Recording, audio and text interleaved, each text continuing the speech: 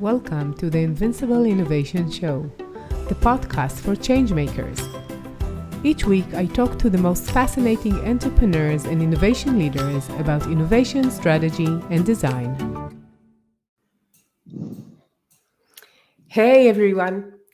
Today we're going to talk about the powers of innovation, culture, and leadership in Israel, the startup nation, which is a subject I really love and I'm connected to. Welcome to Invincible Innovation Live Show. I'm so glad that you're here. I'm Mazor, Kario, innovation and value creation expert, and I'll be your host. And today with me, I have Janet Sernack. Hi, Janet.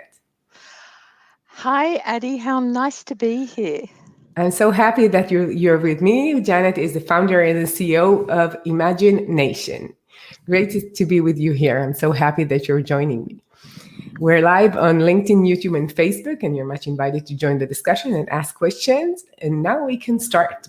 So before we start all of that, we have to just, make it clear. Why are we talking about Israel? You're from Australia, and I'm not going to be the interviewee. So you're going to tell me why we're talking about Israel and tell us your story and how did you become to teach people how to innovate like an Israeli. Okay, so my first exposure to Israel was when I was 18 and young and gorgeous and idealistic. I went and spent a year on a kibbutz and went right across, the whole volunteer experience. I went with a group of fellow Australians, and I always loved the Israeli culture. I always really loved the energy and the optimism and enthusiasm of the people that I met. And finally, I did get back there in 2010 when my husband and I made a very life-changing decision to relocate to Israel. And we ended up living in a beautiful Mediterranean city called Zichron Yaakov. And what happened is, despite having left a very successful career here and business here in Australia, I was from Sydney, where I was top of my field in corporate learning and culture change and change management. Suddenly I arrived in this amazing place that couldn't have been more different than what it was when I was 18. And I discovered pretty quickly that everything I knew just didn't matter in that environment. So one of the things that they say about Israel is that it operates on the edge of chaos. And that's right. And the other thing they say about Australia is that, we have this amazing quality of life and we're really comfortable. And so, it was chalk and cheese. And despite having had more experience, I think at that point I had like 25 years of experience in the whole corporate arena. Everything I knew and all the models and all of the tools in my kit were really irrelevant in a culture that was constantly in a state of volatility, uncertainty, ambiguity, and complexity.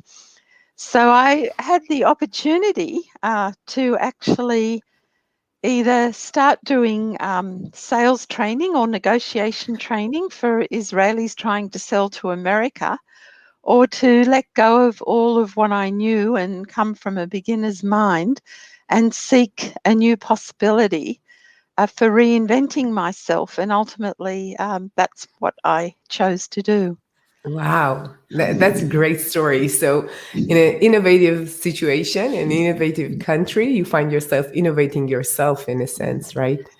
Yeah, total reinvention. I just discarded. And the other thing too is that Israel's very paradoxical. Whenever you speak to an Israeli, Adi hasn't done it yet, but I'm sure she will during this session. They always talk about two hands. On the one hand, you can think of it like this, and on the other hand, you can think of it like that. So we learnt the two hands approach, which ultimately became the basis for one of the skills that we teach in our programs, which is called paradoxical thinking, is to always work with what is and with what could be. So we talk about both and Israel is the land of both and. You know, Yeah. you never know what's going to happen. You know, you have this No. necessity for survival, you know, and adversity breeds inventiveness and innovation. And on the other hand, you have tikkun olam, you know, let's make the world a better place. Let's find a problem to solve, see how we can add value to humanity. And you just have this constant collision of two contradictory programs going on. So, Yeah. It's so funny because when you're in it, I could tell you that I just found out about it only like in the last year or two when I started to work more with Europe. It's like it's the first time I understood that there is this kind of thinking, because it was so obvious for me that everybody's like that. And it's strange that you're talking about chaos, because I wrote a book, Innovating Through Chaos, and I talked about the chaotic situation in Israel. So it's really interesting to see someone who's coming from the inside, and will surely see things that we don't fathom, we don't understand even. And it's really, really like interesting to see the things that I found obvious, that maybe they are not that obvious in other places, I guess. So as you see it, why Israel is so innovative? Why is it like the startup nation? yes, well, I didn't know that either until I got the book, Startup Nation, and read the book, and I thought, oh, I didn't know this aspect of Israel either. So one of the things that I did in the first year was, fortunately, I still had projects going on in Australia, so I didn't actually need to look for work, was that I could let go of my good haircuts and my nice wardrobe and having to wear makeup every day and and all Yeah. my roles and former identities, and just be fully present to what was really going on. And because my background is at that point was, I don't know, 20 years in organizational culture research and analysis and diagnosis, I could actually just observe at a very deep level what were the cultural drivers. So on the one hand, see, here I go. On the one hand, I could immerse myself in the startup lifestyle, because 11 years ago, no one knew about startups. You know, this is just like, and there was this whole new language of nimble and agile and iterate and pivot. And, now it's in our vernacular, but 11 years ago, people just didn't talk minimal viable product, lean, how do all these bits fit together? And on the other hand, I could look, from a systemic perspective, what's driving this amazing culture. And I actually came out and have presented over the years some of those key drivers. So we were taught here in Australia, it's really interesting, that survival culture is bad, because it breeds power and control and competitiveness. And probably you do have all of that stuff going on Sure. in Israel. Sure. But it also pushes you to do things that that make you feel uncomfortable, and we call that discomfort resilience now. And Israelis are just so comfortable with being uncomfortable that they don't even notice that they do that anymore. Yeah. So you do have this sort of survival culture, and it does collide with that Jewish value of tikkun olam and let's save the world and make the world a better place. So you're actually seeing this collision. And there are other collisions too, because it's a very argumentative culture, which is so indicative of the I current. love this word. It's like, it sounds good, argumentative. Yeah, It's not like too rude. It's argumentative. That's a good word. it's very, if you go into a conversation with an Israeli, there's always, a difference in points of view. So, and that's very much reflected by the current political situation.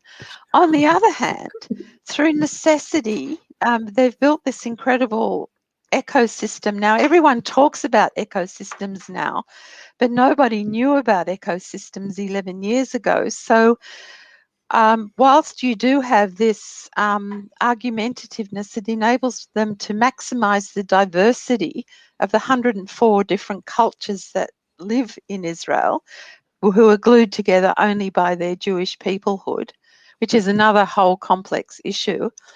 So you have that. So you have all the differences. So there's so much diversity there. But on the other hand, you have this willingness to collaborate at a very high level. So the government collaborates with venture capitalists who collaborate with high-tech firms, who collaborate with universities, who collaborate with startups. And so they collaborate internally. It's called competitiveness. They collaborate internally to compete externally. So you have this dissonance. We now call that cognitive dissonance, going between these two streams. Yeah, I think that what you're saying about collaboration in Israel, I think that it's a very small country and everybody Yes. knows everyone more or less, and I could meet someone the first time and I just talk to him for, I don't know, 10 minutes, 15 minutes, we'll find someone that we know together. So it's like, it's built in because you know that it's some kind of elaborated family. And Yes. with family, you usually collaborate. You know that you have so many similarities that you don't have any other choice, right? So that's the first thing. And the second thing about the startup ecosystem, they're so used to sharing knowledge, to talking to each other, to tell each other, this is a mistake I've done, you could avoid it or not, but this is what I learned, which is so important, especially when you're just starting with an idea. And startups, they are starting. It doesn't matter if it's your fourth initiative and you're an entrepreneur and it's still a new thing. And it's so important to avoid some kind of a mistake that somebody else might have done in the past, if you could. Yeah, and mentorship is really generous in Israel. We even ran here we go, I'll go off track a bit. We even ran a business networking meeting every week for 4 years for speakers, English speakers in the 5-town area, which was, if in Israel, if you don't network, you don't work. So the willingness to learn from others was huge, and they were, a lot of businesses have flourished as a result of that. So there is the ecosystem, and I think if you go up a level, the ecosystem ensures survival and international competitiveness, really, and growth. So that's high level.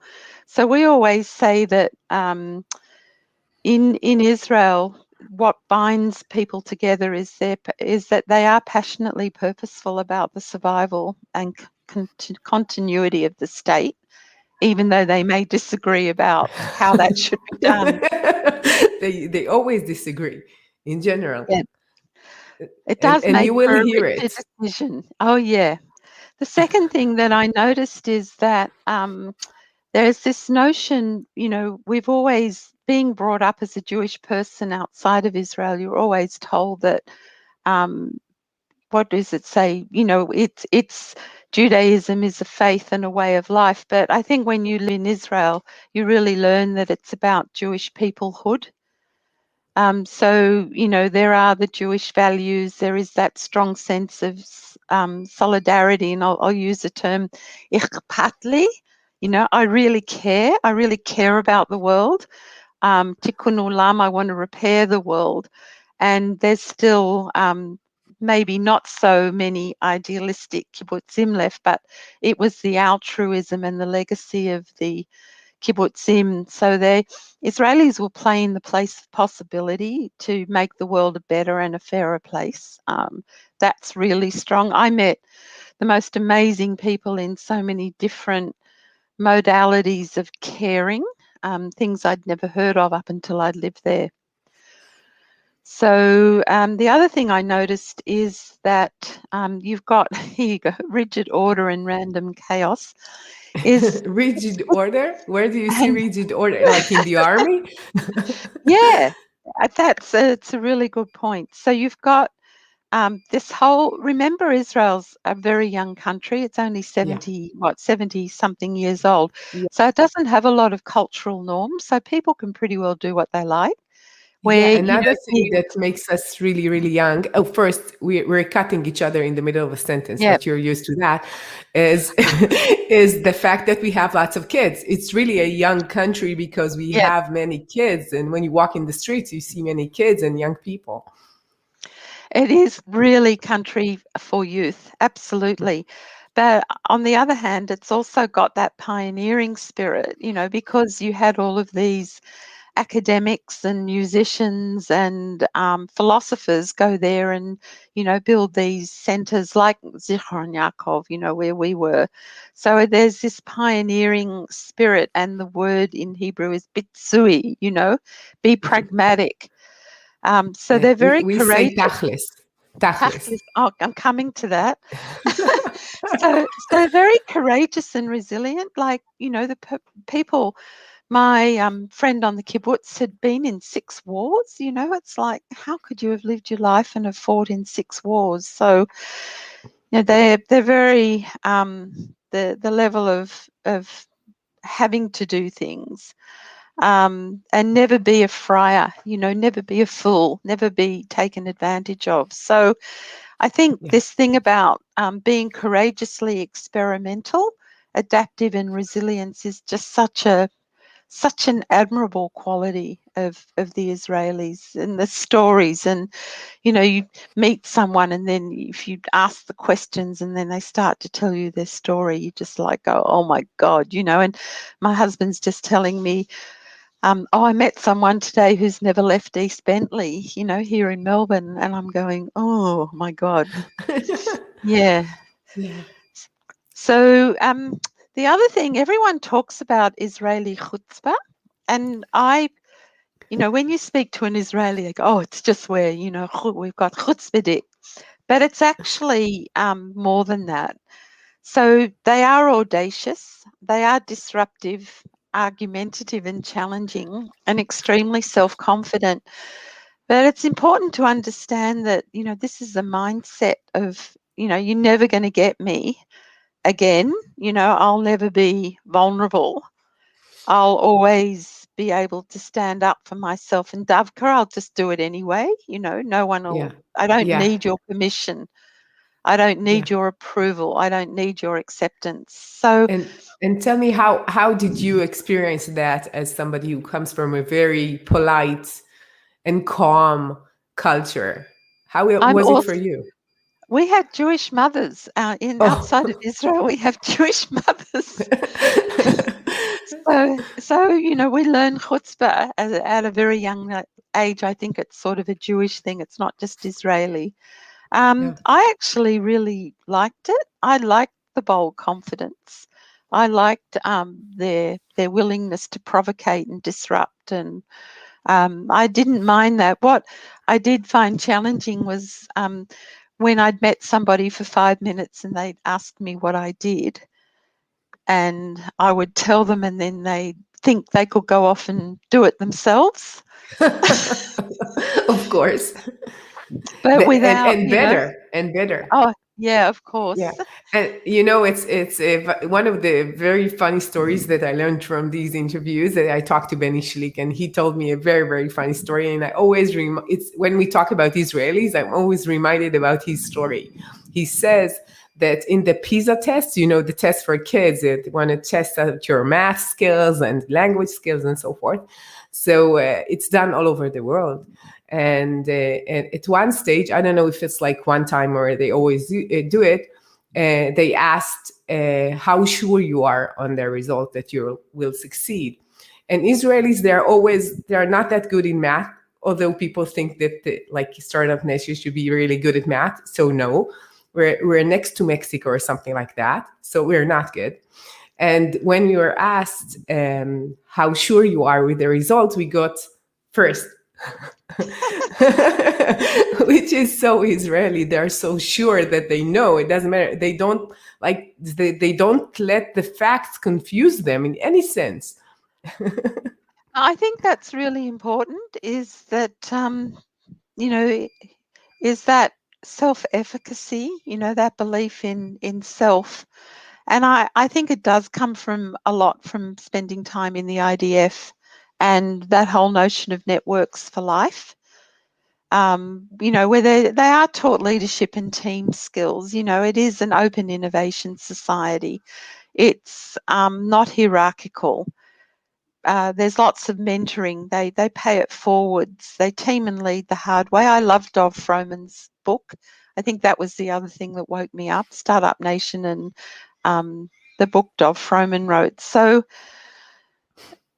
that ability to collaborate through necessity and lead by example. I mean, there's so many heroic stories, and everybody has lost a husband or a father or a brother or a son or a cousin, so it does have that that closeness.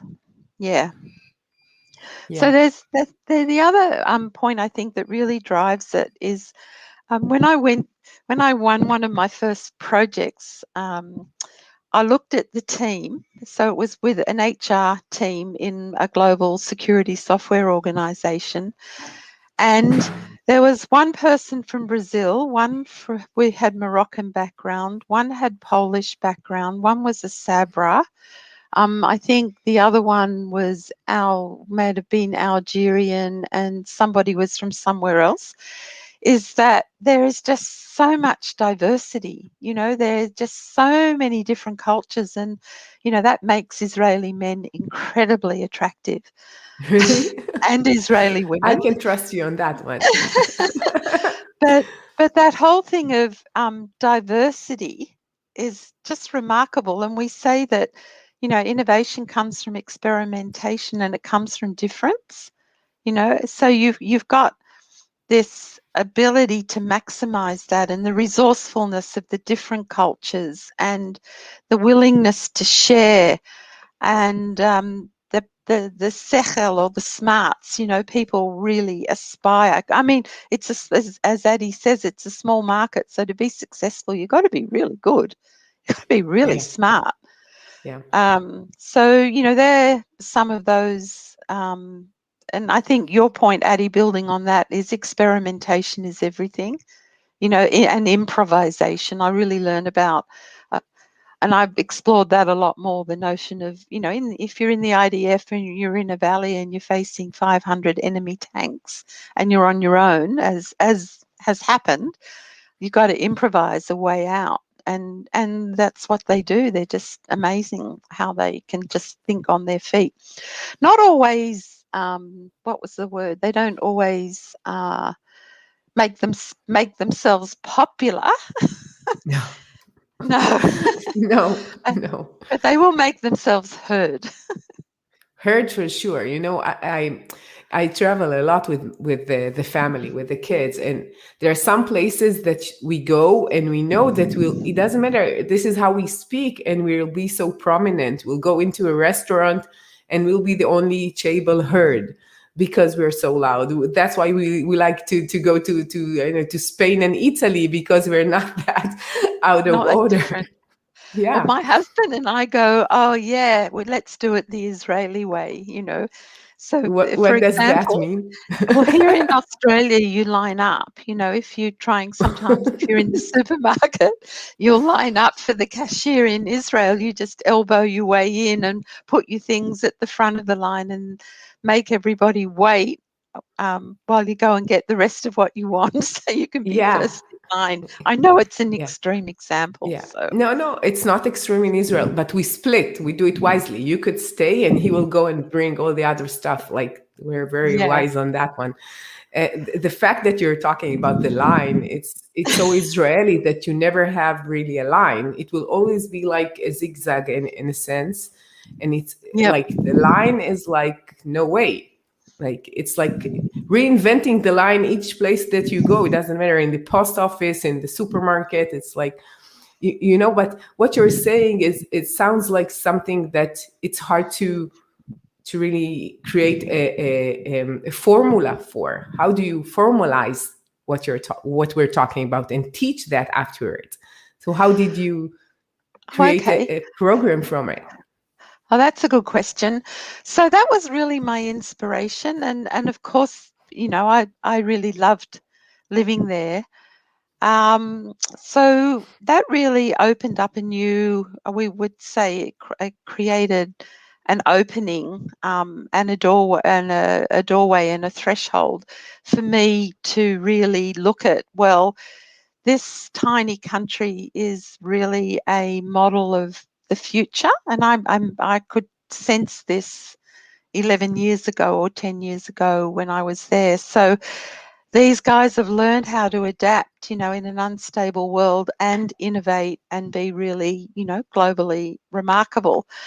So there's something here to learn from. So I started not only to research the Israeli culture, but to re-educate myself in the whole innovation space. So um, people who work in innovation are incredibly generous.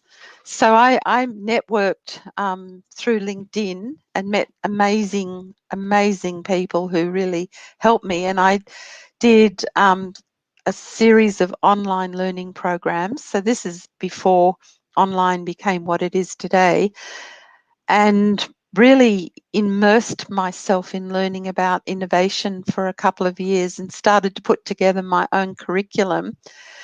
And then I needed to have a community, so I joined the International Coach Federation and got myself accredited. And then I thought, well, I'll design a course to teach how to innovate like an Israeli. So I initially designed the Coach for Innovators certified program and started delivering that online, and iterated and pivoted and started all the things I'd never done before, blogging and doing webinar, everything that's commonplace today. I'd never done a webinar in my life, and there I was, doing global webinars and writing blogs and marketing this program to coaches without knowing what I didn't know. And and over the years, I've learned a lot by doing, by experimenting, by failing. Had some great failures, and just stayed with it. And I think I always look back when I'm facing my own failures and setbacks and challenges, is to sustain my determination and my resilience, without losing my compassion and, my ability to care for what I'm doing. So I try to This is practice what I teach. Yeah. this is what Churchill said, that success is going from Oh, failure to failure without losing your enthusiasm. That's yeah. what Oh, he it's a said. good one. I Yeah. hadn't heard that. So, so over time, it's really interesting because in our learning programs, we invite people to bring a business problem or opportunity to the program that they use as what we call an action learning assignment. And that's sort of like what I've done over time, is used certainly the last 10 years as my action learning assignment to come up with now a business. I suppose you'd have to say, I don't think the vision or the passionate purpose has changed much, but strategically how we operate today is nothing like what I had expected. And our products that are now validated and verified, and of course I'm highly credentialed and I certify other people as coaches for innovation. We the product and the business model is nothing like where I started, and I think that's the beauty of working in this space, is your ability to adapt and advance and iterate and pivot, to give the customer something that they truly appreciate and cherish. So So what do you yeah. think is, like, you learn from it?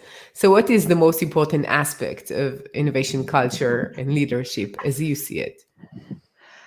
I think it's where we got to, and certainly in our work, it comes down, oh gosh, where to begin? I think the 21st, so you asked me about Israel, so I started to model, and I thought, well, if the Israelis do it with my background, I can replicate it and I can teach it. So yeah, we can teach people to innovate like an Israeli. That's definitely possible because our work is founded on mindset shifting or mindset change. So yeah, that is possible. Anyone can do it. My teacher said, possible in the world, possible for me. It's only a matter of how. I think Israel is a great example of 21st century future fitness. So the ability to dance with disruption and to dance on the edge of your comfort zone is key. You know, adapt and dance. At the moment, you're being politically pulled back. Like I would say we're frozen for the last 2 years, but Yeah, but like that's going to four happen. elections in 2 years, I would say that's an accomplishment, right?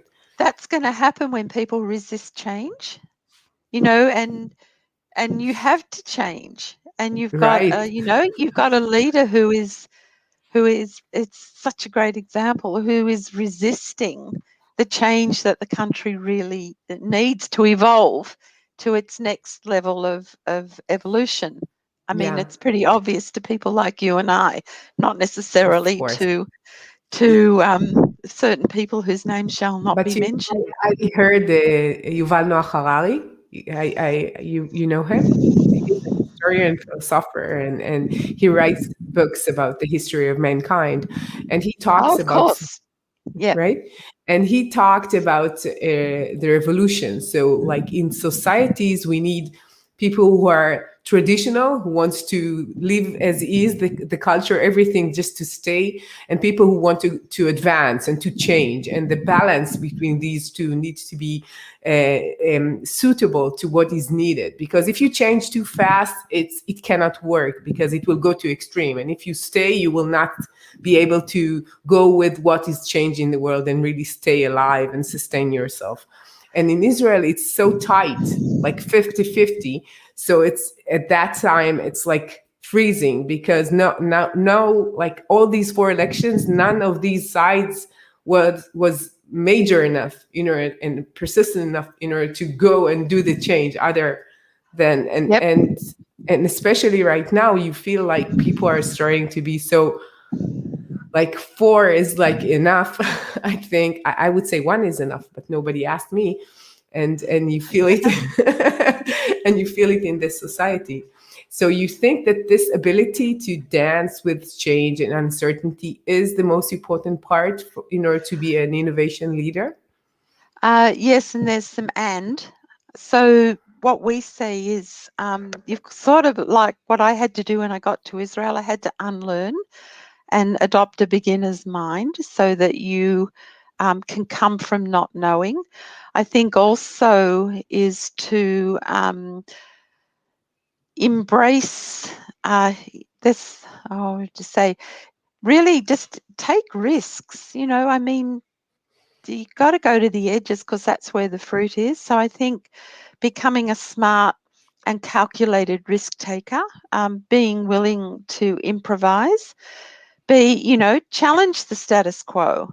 I think just because the way we've always done it doesn't mean that's the way we have to do it. And my favorite term is, rather than say to be argumentative, is orchestrate constructive conflict. So like here in Australia, we're so scared of being disapproved of or not being seen as a friend to someone. So, we a leader has to be provocative and evocative, in unlocking people's potential. And I think with so much technological change and exponential change generally, people have to know how to get the best out of their people to unlock their potential. And we say to unleash their collective genius. So it's technology and people.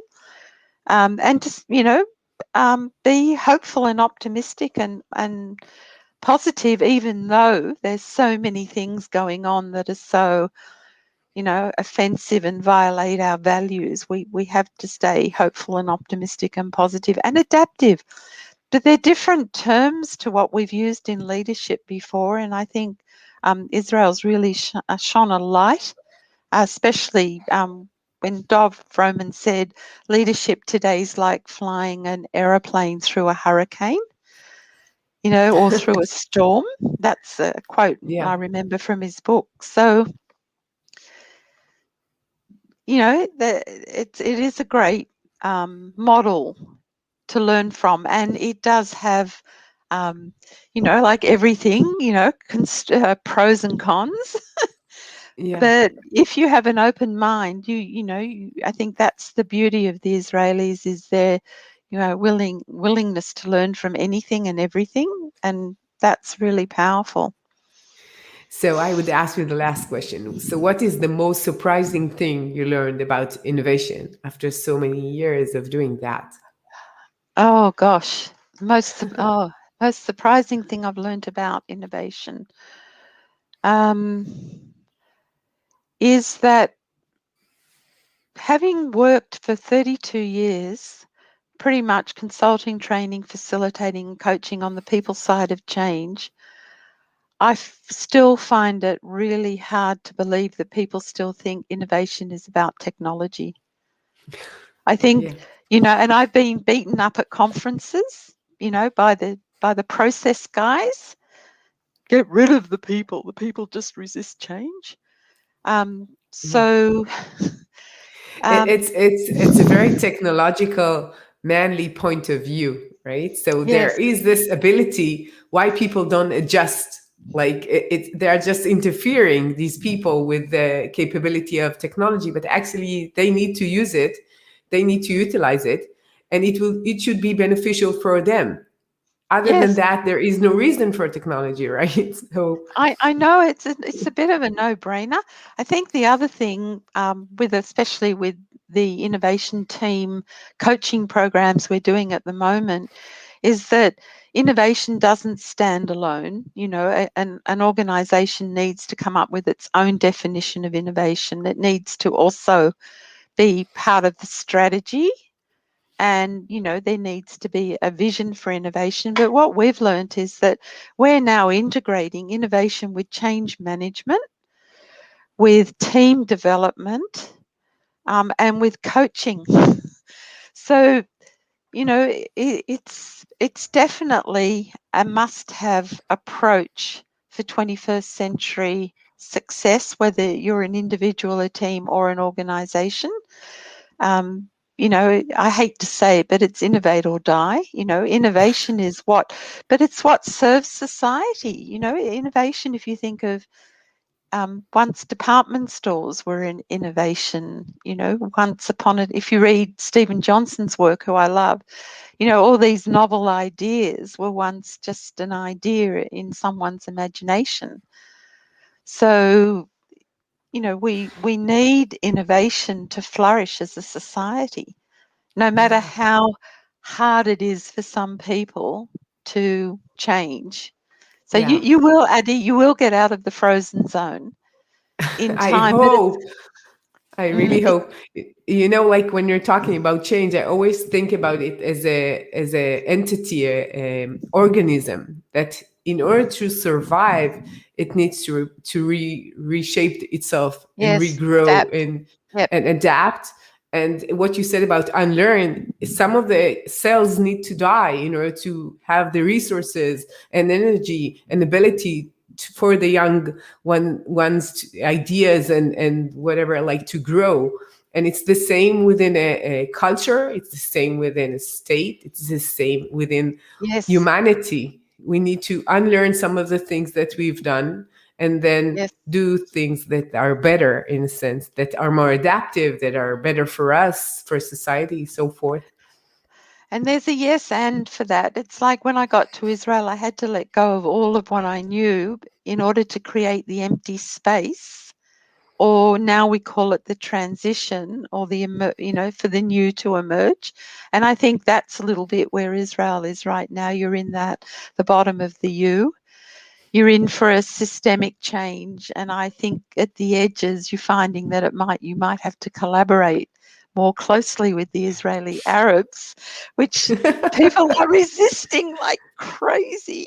But it's a bit of a blinding flash of the obvious. So, you need to let go to let come. Let's come. I never heard this term. Let's come. Yeah. I love it. Yep. Let's go to let's come. It's bubbling away down there, it is hope, wanting to emerge. It is, but there's a few barriers that you might have to encourage getting rid of. We really hope for a change in that aspect for sure. So I want to thank you for your time and just ask you, where could people hear from you and contact you and hear about ImagineNation? Okay, thank you. So ImagineNation, as you can see on the screen, .com.au, and also at janetsernack.com.au. And you can connect with me on LinkedIn. You can sign up for our newsletter, and if you contact me, actually I'm naughty because I'm not very good at self-promoting. If you send me an email to this address, I'll just put it, Julie's going to kill me.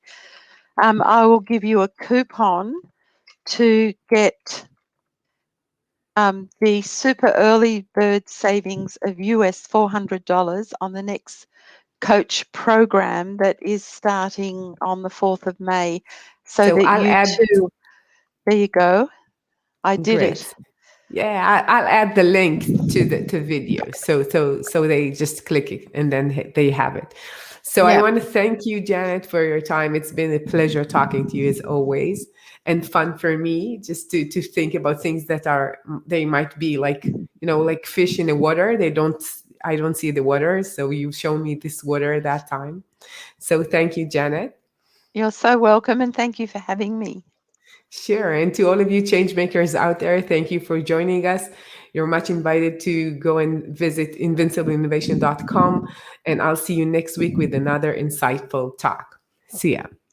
Thank you.